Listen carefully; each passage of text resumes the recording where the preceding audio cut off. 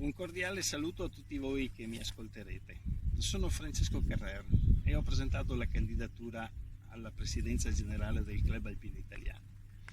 Ho deciso con questo video di raccontarmi un po', per chi non mi conosce o vuole conoscere un po' più da vicino il mio percorso all'interno dell'associazione. Sono socio della sezione del CAI di San Domenico di Piave, nata come sottosezione di Venezia, la prestigiosa sezione dei Granzi. Dal 49 anno di nascita ad oggi la sezione è cresciuta, è aumentata, oggi conta quasi 1 migliaio di soci.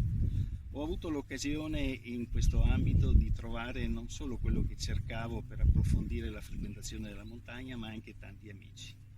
Un ambiente cordiale, accogliente, ospitale, che permetteva di vivere esperienze. Nella mia sezione sono stato consigliere e anche vicepresidente, ma poi ho iniziato un percorso dedicato alla formazione tecnica in una disciplina promossa in quegli anni da Camillo Zanchi, lo sci escursionismo, la montagna invernale. Ho avuto occasione di diventare prima aiuto istruttore nell'88 e poi dal 92 istruttore, titolo che ancora oggi detengo ma che magari metterò un po' in pensione. Come istruttore mi sono dedicato alla sezione, alle attività formative, ho costituito una scuola e poi per 10 anni sono stato anche presidente della commissione Veneto-Friulana Giuliana per lo sci escursionismo. Sono stati anni molto proficui di lavoro, di soddisfazioni, di tante amicizie, di tante attività.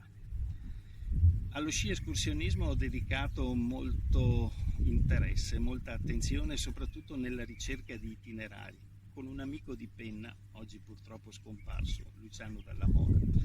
Abbiamo percorso sistematicamente le vallate del Trentino, del Cadore, del Friuli Venezia Giulia, della Carnia, della Slovenia, della Carinzia, del Tirolo, della Stiria, producendo articoli, volumi di raccolte di itinerari. Questo è l'ultimo, l'ho fatto proprio dedicato alle Alpi Carniche, 66 itinerari invernali con idea montagna.